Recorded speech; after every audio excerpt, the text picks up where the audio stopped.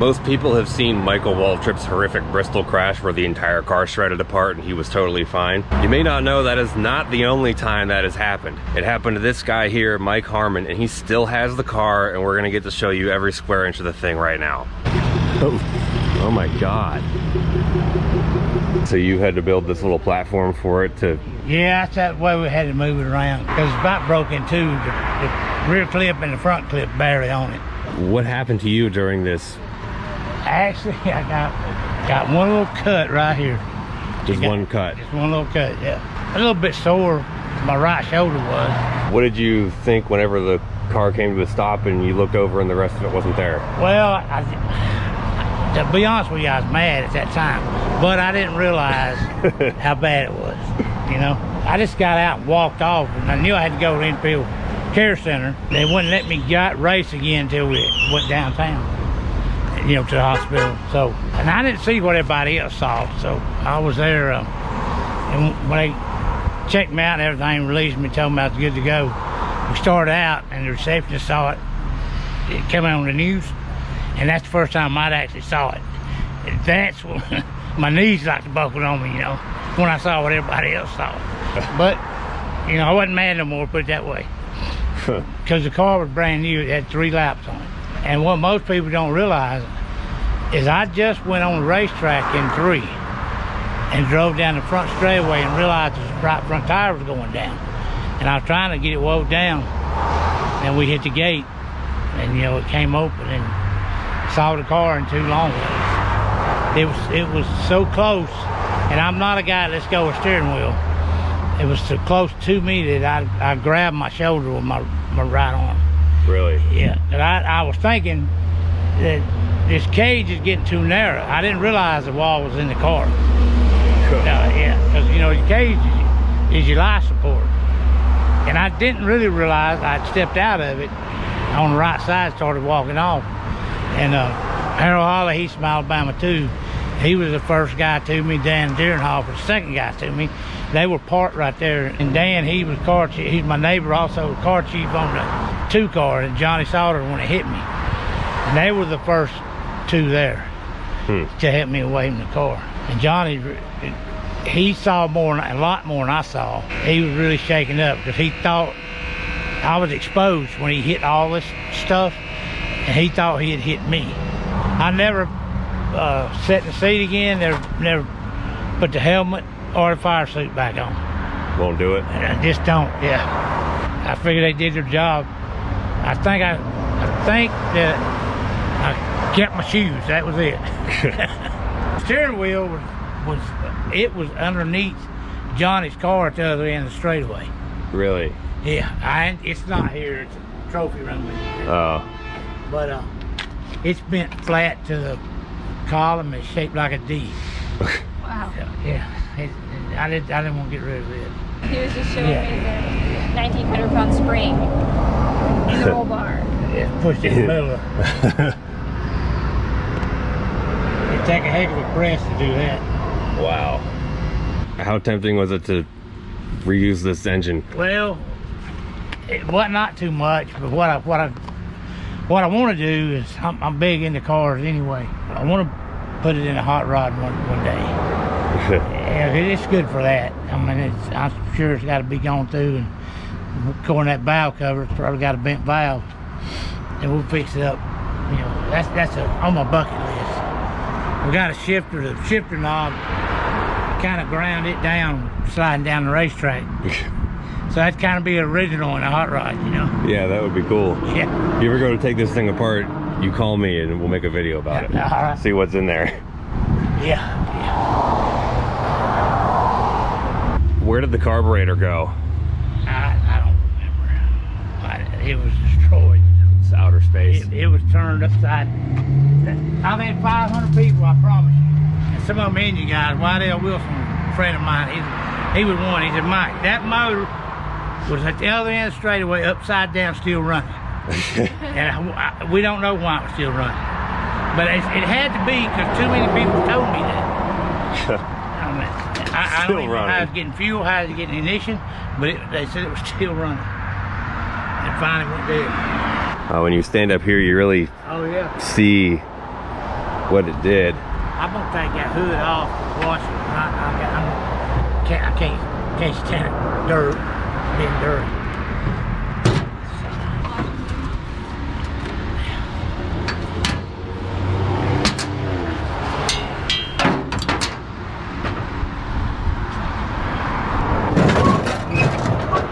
Try not to scratch it. Yeah, I don't do no body damage. Stuck to something? Tether's caught. There. I got it. It? Yeah.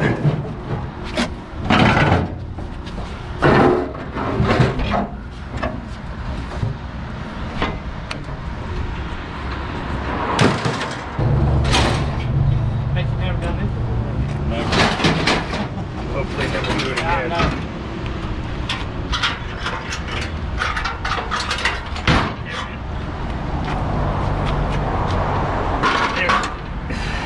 There's some pictures that's about 20 feet in the air where Johnny hit it. That's the craziest thing I've seen. Where did this chassis come from? I bought it from Buckshot. Best we figured out, it came from Rodney Combs, the dirt racer. Huh. When he was doing some chassis. Crazy.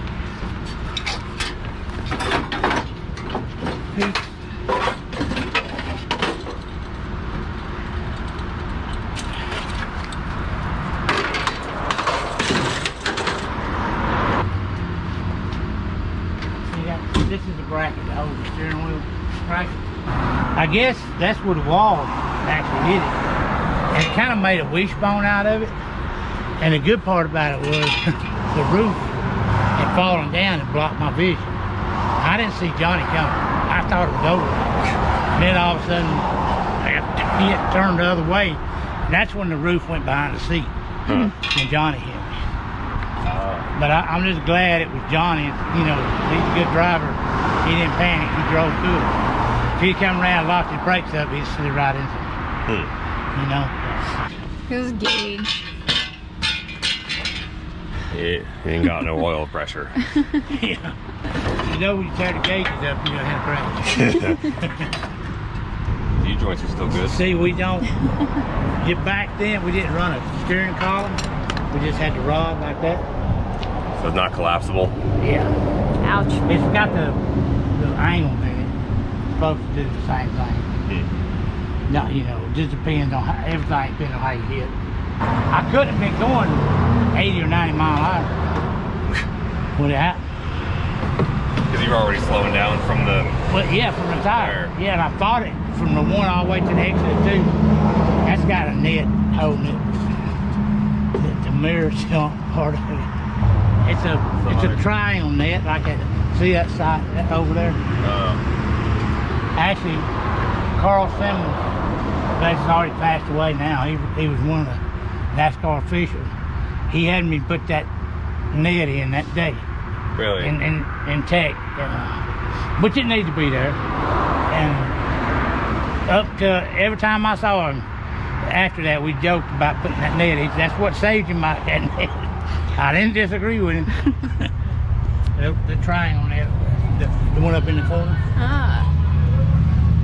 And it does. I mean, they do help that. You know. Well, you can see it right here. See the bracket of the seat pulled out of the 7-bar.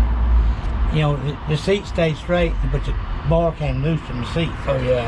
And I actually think that helped me instead of pulling the seat back. You know. You probably did. Yeah, and then if you notice, the seat belts, how long they are. You know, they're all the way back here, and then they hook up back here. Yeah. And they stretch.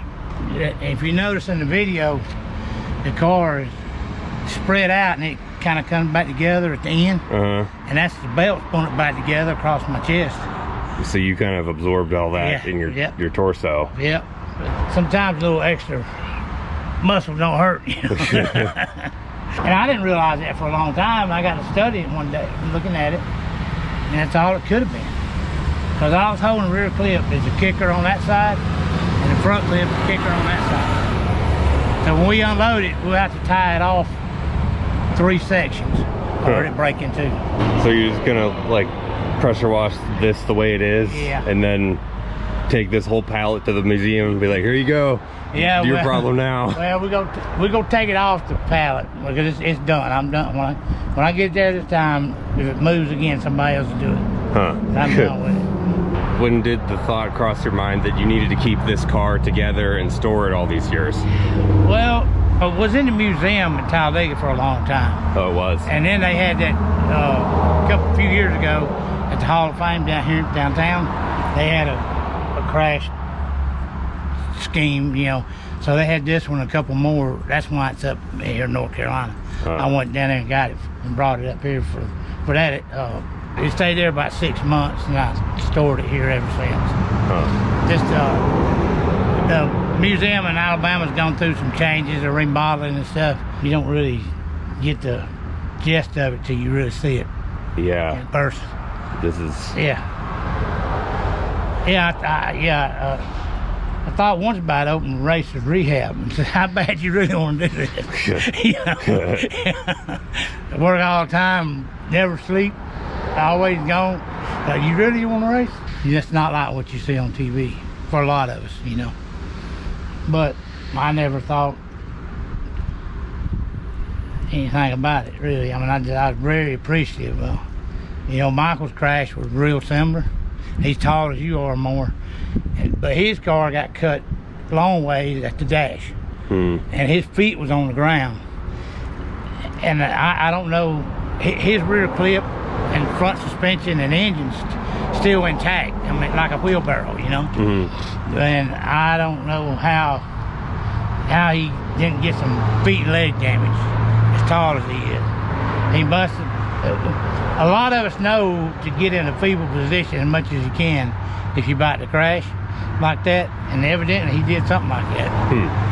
So, but we talked about it, and we both know we on bonus time, because it could have, a few inches, it could have went the other way, real easy.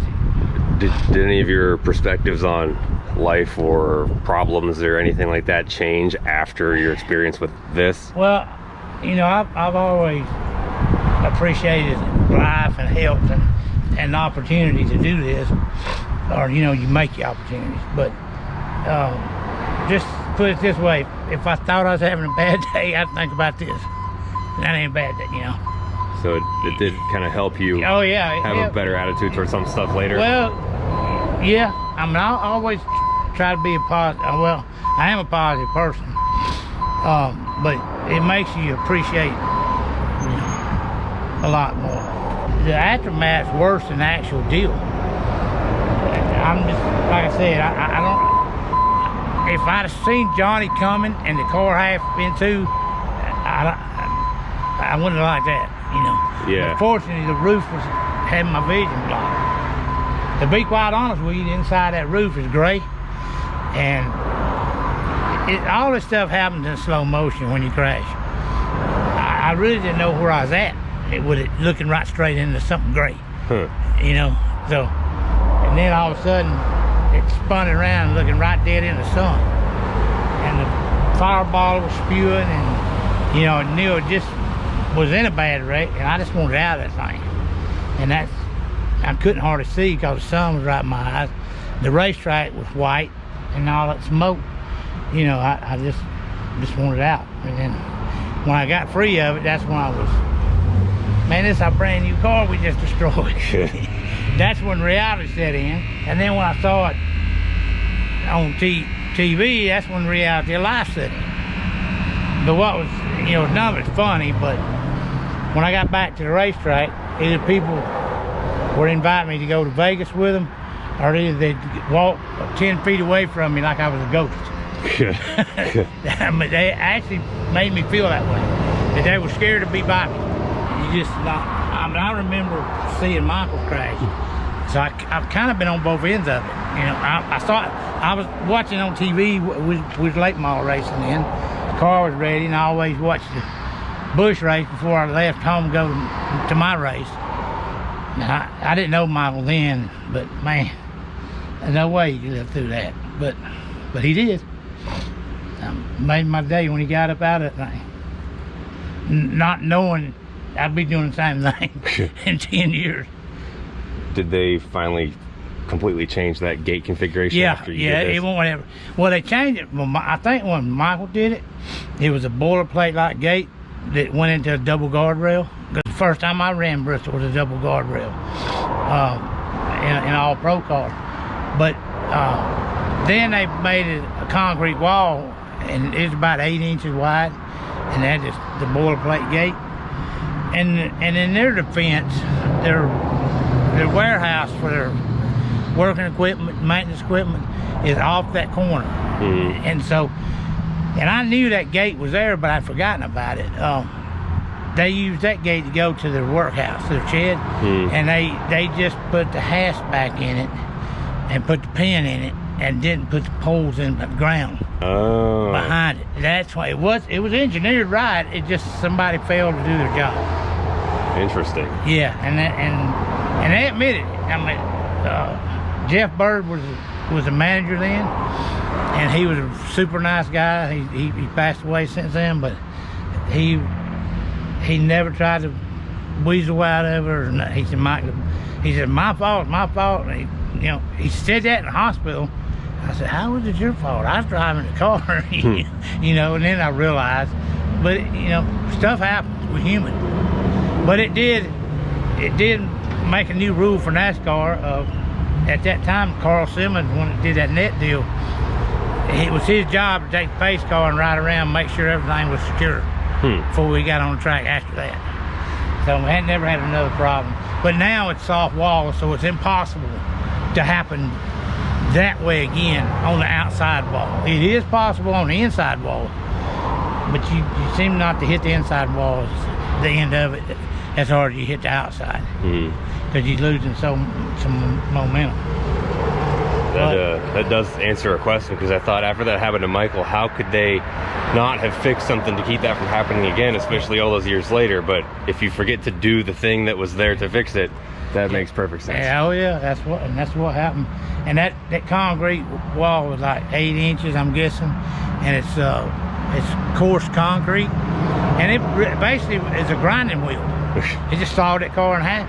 And if you look at these cars, even today, there's not a whole lot holding them together side to side.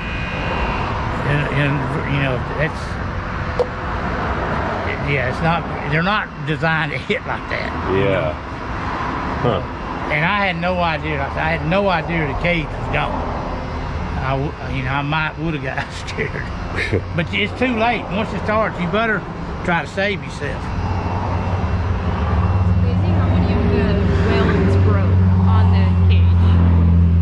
Yeah, it is. Like the way how specific welds are supposed to be done with the way they're heated and all that. Was that a topic of any discussion as to how the bars actually ripped apart? If you notice, see like that bar there, it just ripped that bar. Yeah. Not at the weld, just ripped it. See up here, just ripped that bar. And I said NASCAR kept it for a week and everything was the correct thickness. So it's kind of just like with the way this happened, there wasn't really anything you could do about it. No, it's just not designed to hit that way. And other than the good Lord taking care of me, if you look at the physical standpoint of it, the engine, it was far enough around the corner that the engine hit on the inside of the wall, and that kind of turned it away from me. And the width of that engine, if it had been on the other side, it would come down that side of the car, which that side's a little stronger, but I don't know how much damage it would have done. But if you notice, this header and the fuel pump and all was gone on this side of the motor. Yeah. So that's what the wall took that off. That's how close it was. What happened to the other front tire? It's actually used it for a prop. Really? 33 years ago. 20 years ago. 21. I thought it was in 90. No, that's 2001, I think. Funny, this is exactly why we're making this video, because the average person doesn't know that this happened twice. Yeah. But unless you're like really into it. Heck, a few years ago, I don't think I even knew that this happened twice. Yep. And I swear I thought His was 30 years ago. I think the The spoiler looks like it's in perfect condition. Yeah. That might be the only thing that Yeah. isn't Yeah. scratched at all. Yeah, that's true. I like the helmet too, and never had it back on. That's the helmet. Yep, that's it. I took it off that day, and I need to not ever put it back on. Are these scuffs from that? Yeah, I guess, yeah, because it was pretty fresh. Is that all that happened to it? Yeah. Well, I just now recognize that. It's broke right there. Is that a crack in the shell, or is it just cracked paint? That's like the shell. Dang. Now that one's a wreckage not many people know about. That's really the worst I've ever been injured. Was this one? That is broke. Oh wow. Yeah, and it's all this spider web, not supposed to, that right there.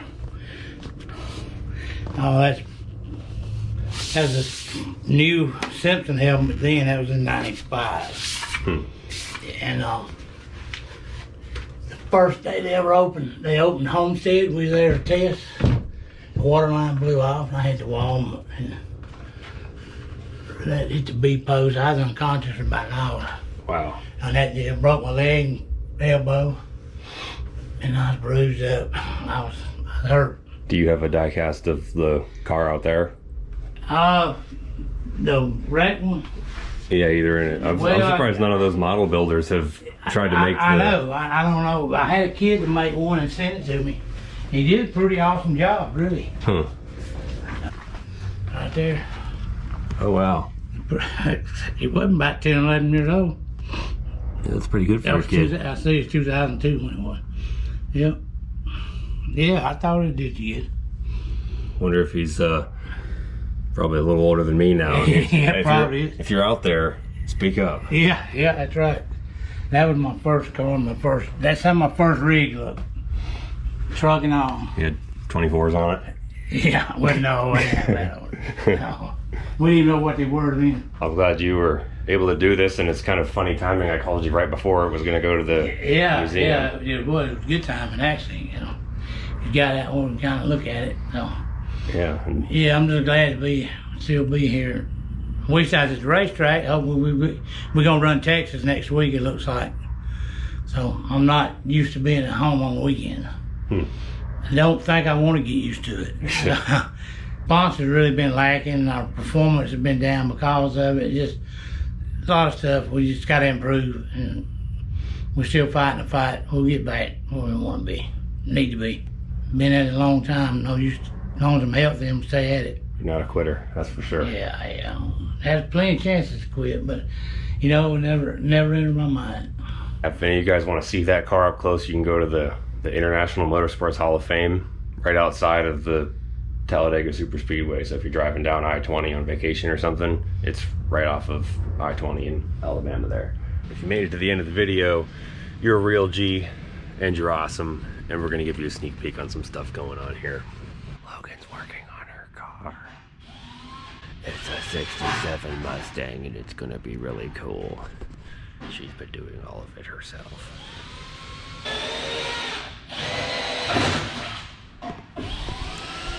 See, she doesn't even know I came over there. She's so in the zone. We know you care about this stuff just like we do, and we want to be able to do it more. We want more people to find out about it. We want the good times of the golden era of NASCAR and racing in general to be more available to people, so the best parts of it do not go away, and what has lost that was great could maybe come back, but it can't come back if nobody knows about it. So it costs absolutely nothing to help this video by leaving a thumbs up, sending it to a friend you think might like it, or used to watch racing, or just likes cars in general. This is cool stuff. There's lessons to be learned here. And if you like to support the channel even further, the hat and shirt that I was wearing in the video you can find on StaplestonAutoworks.com. This is a different hat that matches the shirt with the Monte Carlo on it. But we also got our boom tube shirts back in stock. Fresh back in stock in all of the popular sizes. I just want to make cool noises because I love X pipes and boom tubes, and you probably do too. It's even got one on the front here. Proceeds from shirt sales will go to many things, including helping me put this pile together because it's been taking all of my freaking money. If you want to see the wrap video, we posted that over on the Stapleton 42 Extra channel. We have one of those. It's called like our bonus channel. We post things that don't really like, you know, kind of like behind the scenes stuff. We're gonna have some more story time videos on the Extra channel too, so head on over there. Let me know what you want to hear, backstory or explanation about, and we'll make something happen for it.